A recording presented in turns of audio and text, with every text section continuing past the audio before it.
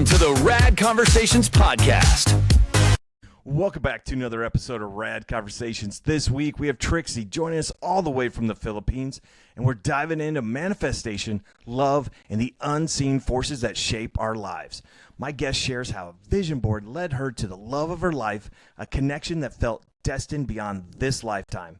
All that and more coming up on this episode of Rad Conversations. And remember, if you enjoyed the show, please like, subscribe, and share. All right, let's dive in. So Trixie, tell us about this vision board. Ooh, the thing in my head right now is, the love of my life. That was, when did I do? I think 2018. So I wrote, oh my goodness. So it's actually still here. Okay, so I have a separate vision board for attracting the kind of man that I like. And yeah. Well, okay. Let's hear the kind of man you're going for. So this is the board actually. It's just there. So I think I wrote this in 2017 where I said that, so it's not, okay, for this part, it's not just vision. Because I was having a hard time because, of course, I don't want to be just physically attracted. I can't put into drawing the qualities, right? So I just wrote down. And so it says here, for example, 2018 is when I get to meet and keep the true love of my life. And then I had all this checklist, right? So for example, right, he is so amazed with me. He loves me a lot. He enjoys and respects my family. He makes this much money per month. Oh, nice. He is single, he's in his 30s, blah, blah, blah. He's half Filipino, those things. And then I just said, Lord, you told me, ask and you shall receive. And this is my heart's desire, right? So 2018, I said, I think by the end of 2018, I started getting messages from this person. And I really thought, since we already know each other, I really thought it was just a business meeting. Because meeting him at the beginning, we didn't really have sparks. I mean, it was just like purely business. But 2018, he was so persistent. I couldn't meet him because at that time, I was in Tony Robbins crewing for him in the States. And then when I get back, I had to go to Dubai for a workshop. So I met him 2019. Oh, wow. In January. And that's when it all started. So 2019, I didn't know, of course. But then in 2021, we got married. So yeah, what was the first, you met him in person and then you had sparks, or it took you a while, a couple meetings after you met him in person, or did you know right away? No, so the first date in 2019, I didn't even think of it as a date. Because again, in my head, he's this business person. I was working with him already, and I didn't feel anything. But little did I know that he was really, his intention was different from mine. And it probably after like four months, we became a couple. Because it was so clear to me already. The feelings were there and everything. And I just wished for the best because I remember, Greg, the day before I decided to make him my boyfriend, I reviewed my list. What?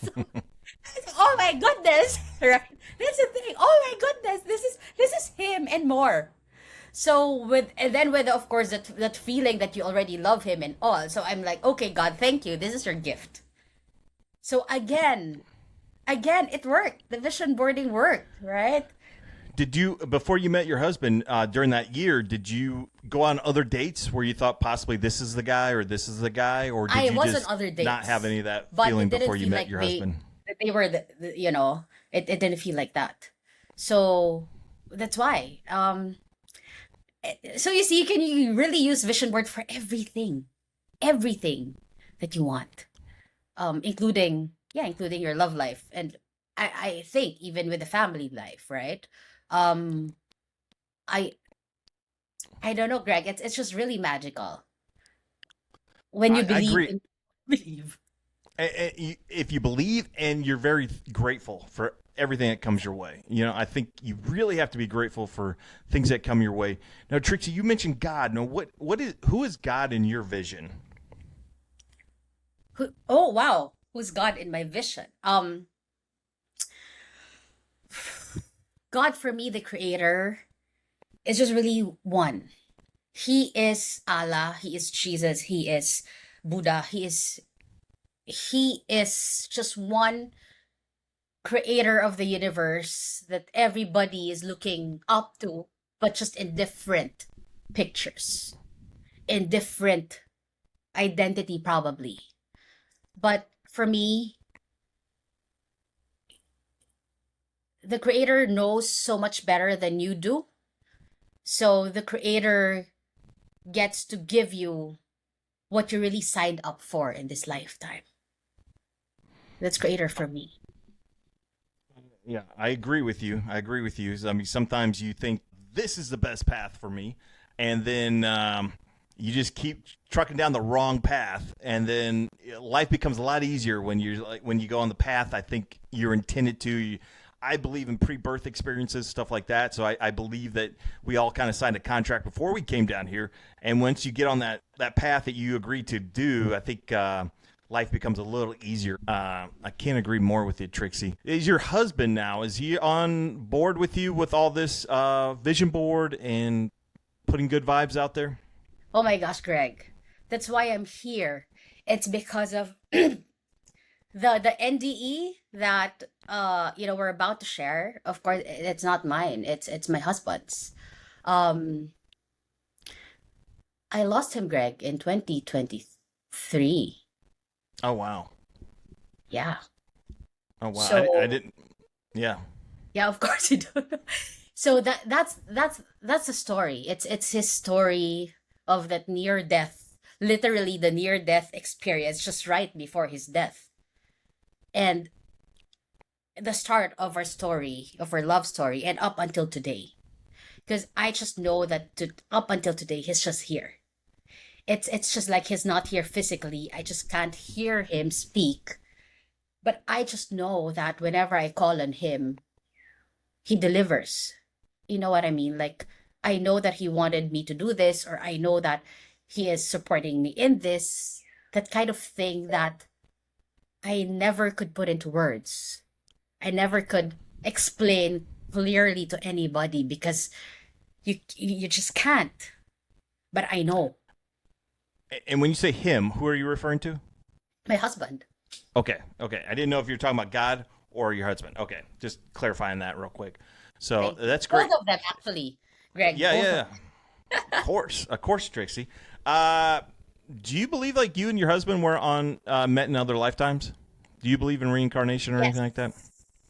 Yes, I do believe. That's why I think what made the grieving process bearable for me is because I have this belief already that, we probably signed up for this experience in this lifetime because probably we've had so many lifetimes together that we reached until age 100. Probably we had so many happy marriages before that we thought, you know what, let's make it a little bit interesting. What if the next one on earth, I go ahead of you? So you can do the purpose that you wanted to sign up for. So I'm going to support you. That kind of thing, Greg. So there. Um,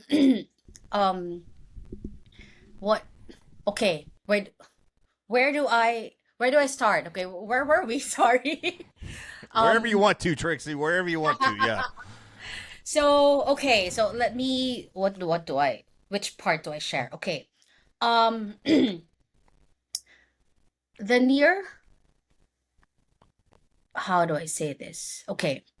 So it's just a little thing about what happened right before he passed away, right? But that's I think, Greg, during the life that I lived with him, the most fantastic, most surprising, love-filled experience was how he found me. Um, which I think again, it was God's way, not us, not his. It was God. Um, so I started to know him 2014. I started hosting his events, right? He had a lot. So they would get me in all his events, from Property Expo to the Business Expo to Baby Expos, like that. So I would just read his name and just say hi, hello, shake his hands, and that's it, right? We didn't have so much in common. He's half Filipino, half German.